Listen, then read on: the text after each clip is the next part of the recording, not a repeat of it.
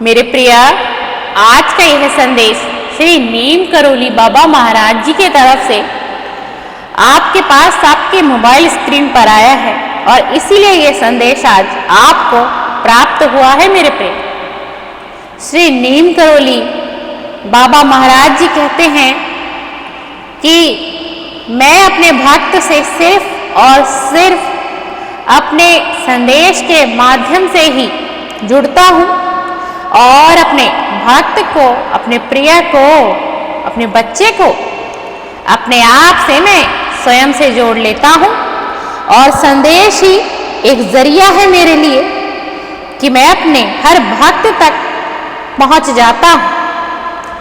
तो बाबा महाराज जी चाहते हैं कि बाबा महाराज जी आपका मार्गदर्शन करें। तो मेरे प्रिय, आप इस वीडियो में अंत तक बने रहिएगा। आपको बाबा महाराज जी को एनर्जी प्राप्त होगी, उनकी ऊर्जा आपको मिलेगी इस वीडियो के माध्यम से और आपके जीवन में सुख समृद्धि का आगमन होगा, शांति का वास होगा। और बाबा महाराज जी जैसा कहते हैं कि वह अपने हर संदेश से ही अपने भक्त का, अपने प्रिय का मार्गदर्शन करते हैं। तो आज बाबा महाराज जी स्वयं से आए हैं और आपका मार्गदर्शन करेंगे। आप ध्यान पूर्वक आज के संदेश को अंत तक सुनिएगा। आपका मन, आपका हृदय, आपका मन मस्तक बहुत शांत होगा मेरे प्रिय, बहुत शांति प्राप्त होगी आपको। बाबा महाराज जी कहते हैं, बुरा कोई नहीं होता, वक्त खराब चल रहा होता है। मैं तुम्हारा बाबा नीम करोली आज इस संदेश के माध्यम से तुम्हारा मार्गदर्शन करने आया हूँ प्रिया, और मैं चाहता हूँ तुम मेरे संदेश को अंत तक सुनो और अंत तक मेरे संदेश में बने रहो, जिससे मैं तुम्हारे जीवन का एक अच्छा मार्गदर्शन कर पाऊंगा।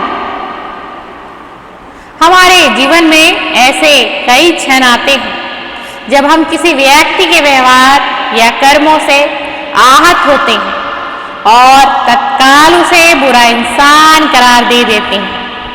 लेकिन क्या वास्तव में इंसान बुरा होता है? क्या तुमने कभी इस विषय पे कभी सोचा है?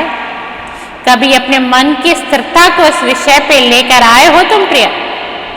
या फिर वह किसी कठिन परिस्थिति से गुजर रहा होता है? भारतीय दर्शन और आध्यात्म का गहरा मत है, इंसान बुरा नहीं होता, उसका समय बुरा होता है। जैसे एक फूल जब सूख जाता है तो हम उसे फेंक देते हैं,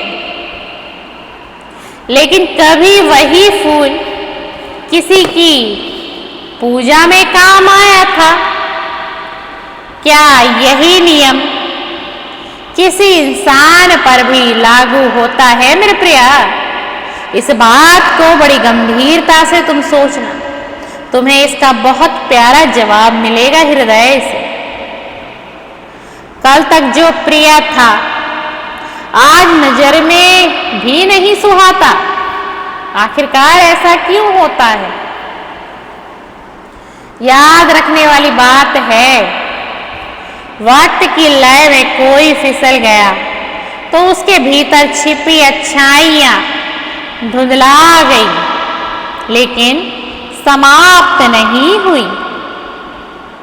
मानव जीवन एक यात्रा है जिसमें सुख है, जिसमें दुख है और जिसमें सुख और दुख दोनों आते हैं। जब व्यक्ति अच्छे वक्त से गुजर रहा होता है तब उसका व्यवहार, सोच और निर्णय सकारात्मक रहते हैं। लेकिन जैसे ही कठिनाइयां दस्तक देती हैं, उसका दृष्टिकोण और प्रतिक्रियाएं बदलने लगते हैं। उसका गलत निर्णय किसी को ठेस पहुंचाने वाला हो सकता है मेरे प्रिय, पर इसका मतलब यह नहीं कि उसका मूल स्वभाव ही बुरा है। महात्मा बुद्ध ने भी करुणा और सहानुभूति की भावना पर जोर दिया। उन्होंने कहा, क्रोध को क्रोध से नहीं, प्रेम से जीता जाता है। इसका अर्थ है कि जब कोई व्यक्ति नकारात्मकता में घिर जाता है तो उसे न्याय या सजा देने से पहले उसे समझना और सहारा देना जरूरी है। कई बार हम अपने करीबी लोगों से यह कहते हैं, सुनते हैं कि फला बहुत बदल गया है। यह तुमने सुना होगा ना, अपने करीबियों से कहते हैं ना कि वो फलाना व्यक्ति कितना बदल गया है, लेकिन वह यह नहीं जानने की कोशिश करते कि आखिरकार उस बेचारे के साथ क्या हुआ, वो क्यों इतना बदल गया है, वो क्यों चुपचाप रहने लग गया है, वो क्यों लोगों से कटने लग गया है, लोगों से वह मुंह छुपाने लग गया है, वह एक घर का एक कोना ढूंढता है, अपने आप को एकांत में रखता है। और हो सकता है कि रात्रि के समय में वह रोता भी हो, वह बिलखता भी हो, लेकिन कभी किसी ने इसके पीछे का कारण जानने की कोशिश ही नहीं की।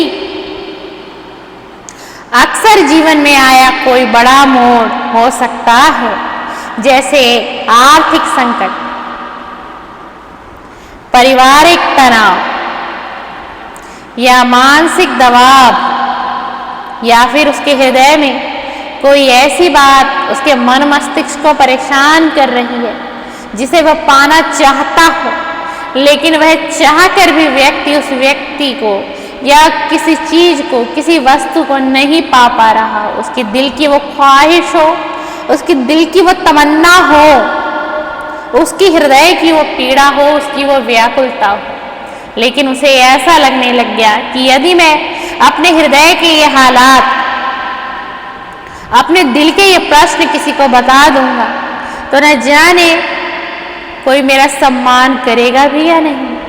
यदि हम इस विचार को अपनाएं कि व्यक्ति खराब नहीं है, बस उसका समय खराब है, तो हम अपने रिश्तों को बेहतर समझकर उसे सहानुभूति से देख पाएंगे।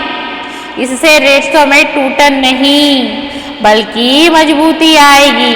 आध्यात्म हमें सिखाता है कि क्षमा करना और धैर्य रखना आत्मिक बल की पहचान है।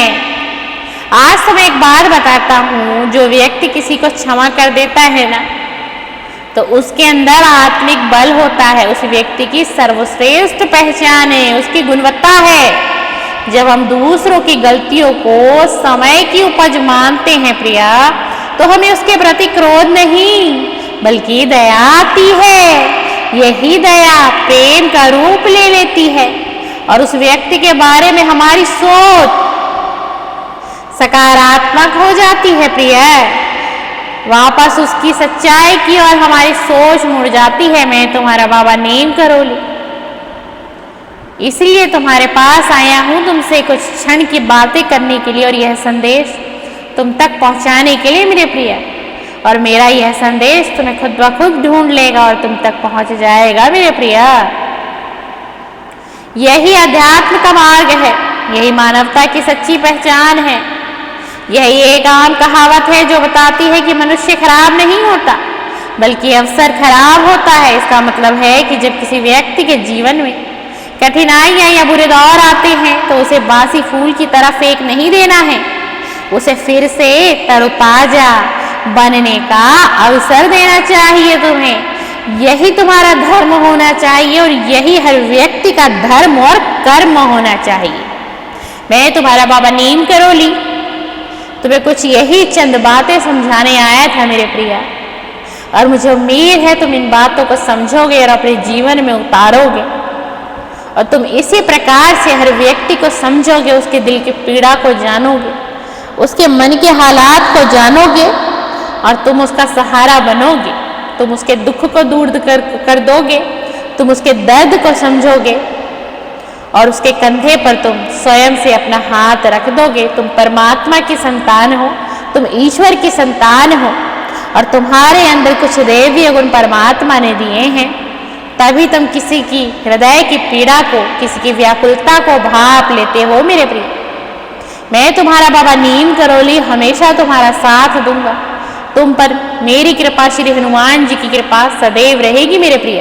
सीताराम।